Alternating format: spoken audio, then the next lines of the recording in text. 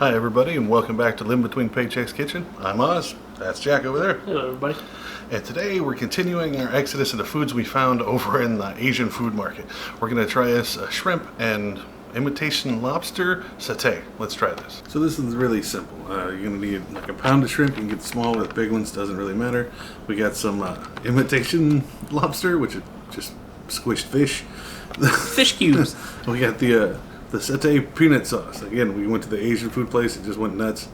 And then after that, you're going to get some kind of vegetables. I mean, we got like bell peppers that we've had frozen, some onion. Don't need that much of it, maybe half of that. And then a pepper just in case you're into the spicy stuff. The satay itself is supposed to be spicy.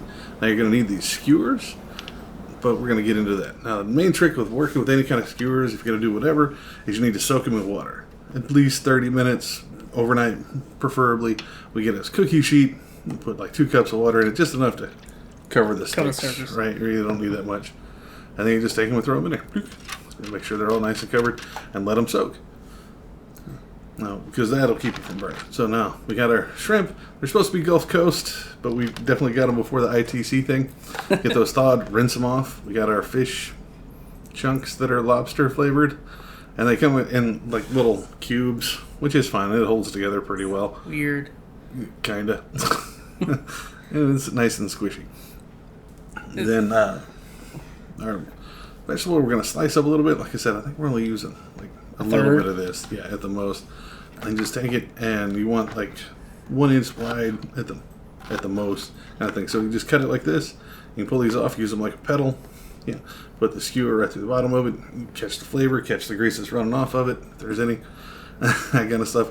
And now your peppers, you want to cut them kind of thick. Get rid of your stem. Don't want that unless you got a mother-in-law you want to feed. And then you just take and cut them once. Make sure they're thick because you're going to have to run that skewer through them. And even then, that's not a guarantee because if they're kind of stiff, they'll split. Yeah. So we just go ahead and slice those up too. And then the prep part. Now these are all been soaked. And once they've been soaked, get rid of them. Don't be keeping them around because they'll mold and get gross. So use any of the ones you skewer. And then just run them on here. Mind your fingers. Don't get any splinters on you, whatever. And you can alternate them. You can see that onion right there split a little bit, but if you put another piece of meat, it'll hold it on there. You're good. Right? So we got these out. We put down a little bit of aluminum foil for easy cleanup.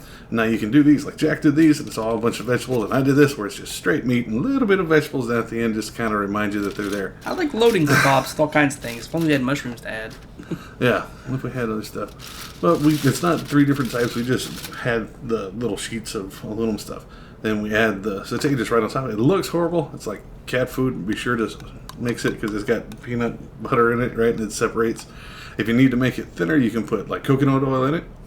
Not oil, coconut milk. Coconut milk? Yeah, and that's what you do to kind of thin it if you want to use it as like a dipping sauce or whatever. Well, we go ahead and do it. Now, you don't have to use the satay for this. You can actually use like a barbecue sauce, any kind of stuff like that. All this is already cooked except for the vegetables, right? So basically, you're just cooking vegetables and the fish.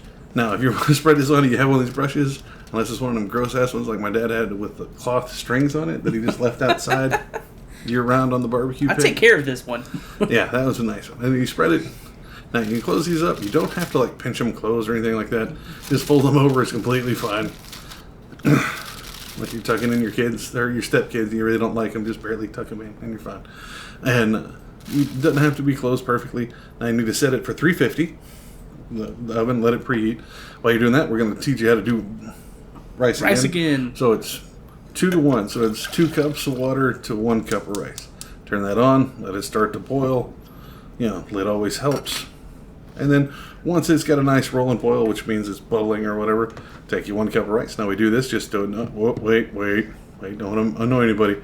We put salt in it. There. Salt. Jerks.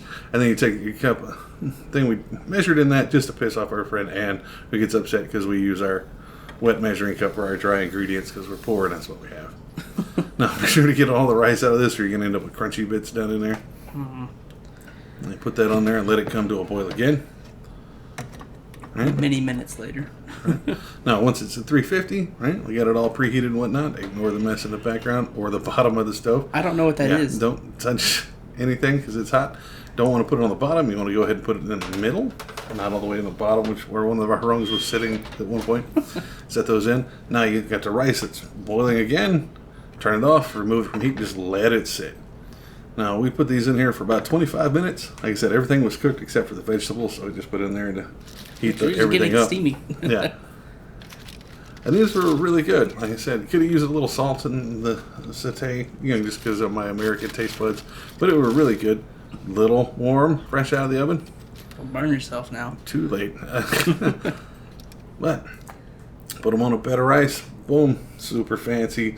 Oh, it's lobster. It's actually fish. Alaskan pollock, to be specific. And it cost us all of $4. Fed me at least 3-4 times. Could have done 2 or 3 people at once. Super easy, super cheap. And it sounds fancy when you're telling people you're making Thai food. There you have it. Awesome recipe. It's super simple, super cheap because everything's pre-cooked. You're just reheating it and putting it all together.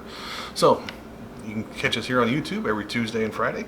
You can find us on Instagram at Live in Between, or on Facebook at Live in Between Paychecks Kitchen. You can find us on Patreon at Live in Between Paychecks Kitchen over there and help us out a little bit. Very much appreciated.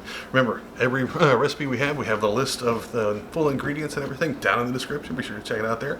Like, share, subscribe, and we'll see you back next time.